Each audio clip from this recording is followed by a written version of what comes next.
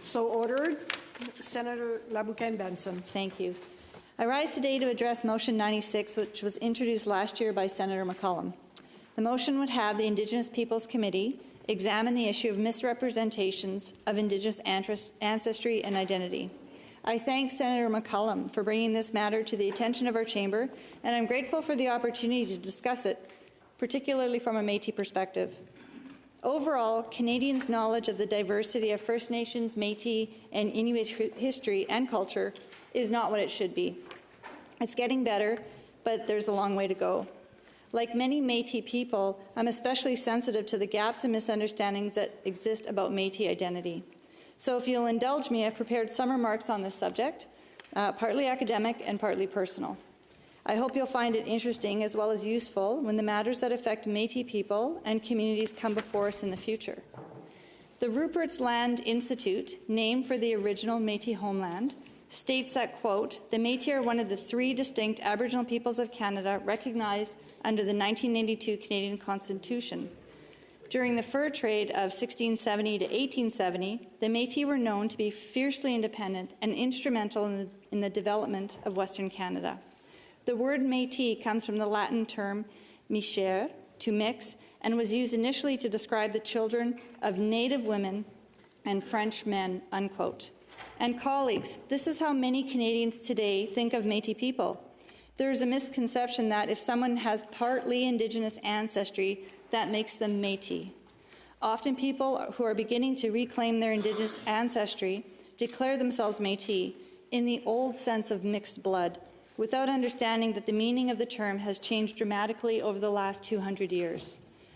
The fact is that if someone discovers their great-grandmother was Cree, for example, then their responsibility is to connect with their Cree family members, find the community she was from, and learn about what it means to be Cree from that geographical perspective. To claim Métis identity without understanding the history of Métis people and nationhood is unfortunate and false. Some do so with the intent to deceive. For others, it can be a good faith misunderstanding, but it can be hurtful and harmful either way. In her sweeping history of Métis people, Jean Taillé writes that Métis identity is bound up in Métis history and stories. As she says, quote, only descendants of those who lived those stories within the geographical boundaries of their motherland are part of the historical Métis, unquote. The Rupert's Land Institute describes the original Métis culture as, quote, a fusion of French, English, Scottish, and Indian influences, which took root and flourished in the late 1800s. The Métis developed a unique language called Michif, using both First Nation nouns and English or French verbs. Métis fiddlers combined jigs and reels into their unique form of dance and music.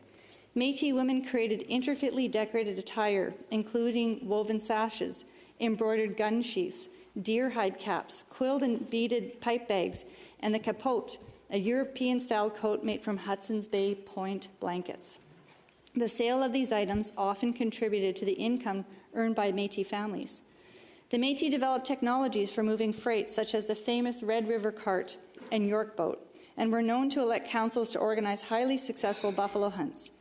From the buffalo meat, the Métis provided pemmican to the fur trade, a remarkable energy-giving food, which in great measure is responsible for the first, and I will add, first European crossing of the North American continent and exploration of the far northwest. By 1816, the Métis had challenged the Hudson's Bay Company's monopoly on the fur trade and began to develop a political consciousness and a sense of collective community and nationhood, unquote. The point is that while Métis culture draws on a combination of influences, as many cultures do, it developed into something that's all its own. Métis people established successful, self-determining communities throughout Manitoba, Saskatchewan, and Alberta. Lawrence J. Barkwell lists and describes them in his 2016 report, Métis Homeland, Its Settlements and Communities. It was and is at the Red River and in these Métis communities that the unique identity of Métis people was formed and forged, with language, clothing, art, and a lifestyle that are distinct yet somewhat connected to both settler and First Nations culture.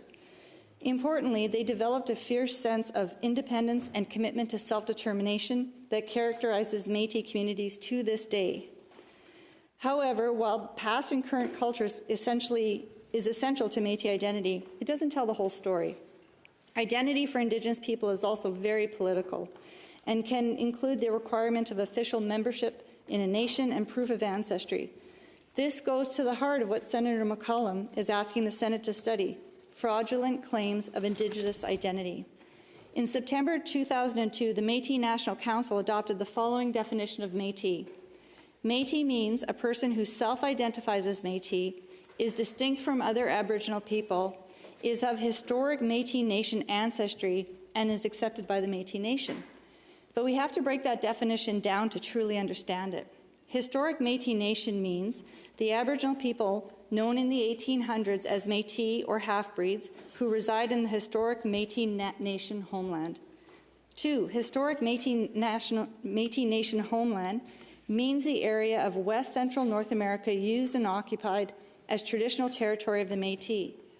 Métis Nation means the Aboriginal people descended from the historic Métis Nation, which is now comprised of all Métis Nation citizens and is one of the Aboriginal peoples of Canada within the meaning of Section 35 of the Constitution Act of 1982. And distinct from other Aboriginal peoples means distinct culture and nationhood purposes. This means a person can't hold a Métis and a First Nation band or treaty status at the same time. In Alberta, to become a member of the Métis Nation of Alberta, in addition to meeting the MNC's national definition, the following documents are also required: a complete genealogy, which clearly outlines your Métis ancestry dating back to the mid-1800s, a detailed birth certificate, one piece of photo identification that's valid, and proof of permanent residency in Alberta for a minimum of 90 consecutive days. I should note that there are different bodies that act as representatives of Métis people. In Alberta, for instance, there's the Métis Nation of Alberta and the Métis settlements, which are land-based Métis people. To avoid oversimplification, I'll refrain from trying to explain these distinctions in this short period of time, but the general point holds. Métis identity is not something you can claim simply by vaguely pointing in the direction of an Indigenous ancestor. Rather, it's something very specific.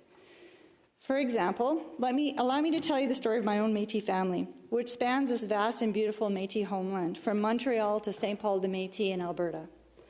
Jean Taillé says that the Northwest, all the land west and north of Montreal, is our original Métis homeland, known at the time as Rupert's Land. It was in Montreal where my first ancestor, François Fournet, arrived from Toulouse, France, around 1725, first as a soldier, then as a voyager for the Hudson's Bay Company.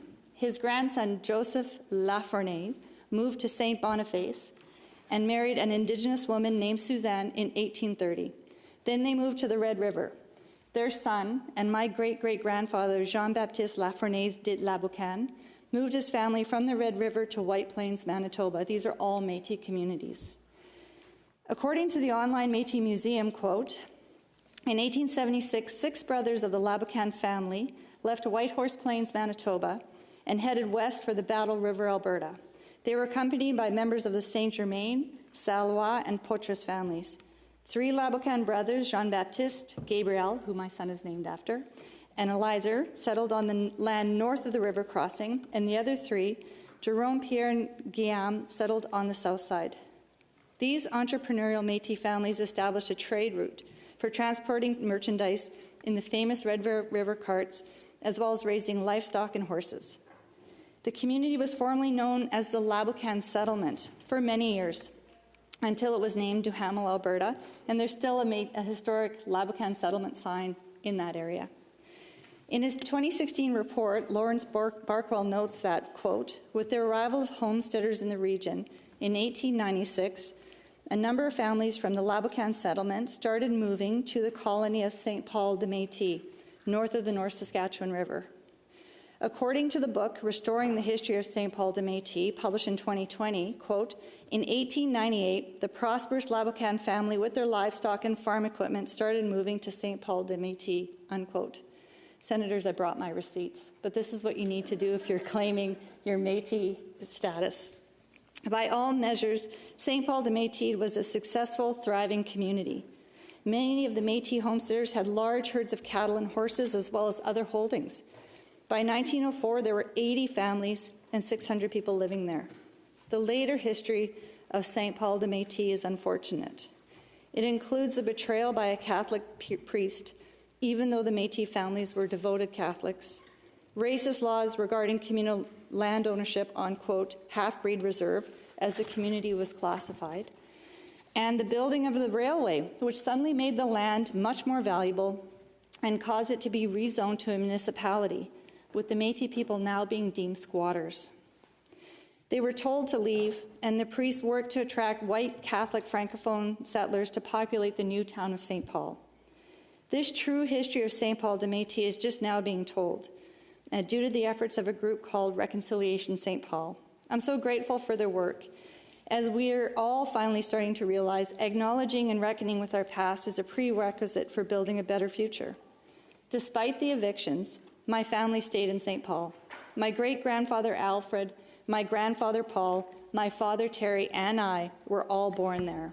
I'm proud to be a part of a Métis nation that has First Nations and European roots, but that has forged a distinct identity through unique history, geography, and culture. Honourable Senators, the story of the Métis people on their homeland is the story of the Lafrenaise de LaBoucane family. It's my history. At the same time, it's a part of the history of this country which belongs to all of us. I hope you and all Canadians feel a connection to Métis history and culture. I invite you to enjoy it and cherish it. And I invite Canadians to respect it, which means, among all other things, not laying claim to it if it's not really yours. Once again, I thank Senator McCollum for her introducing the motion and giving me the opportunity to deliver these remarks. And Senators, I'll add one more thing, that I'm really lucky. My dad's cousin Barbara did all of this history. I have an entire family tree given to me by Barbara.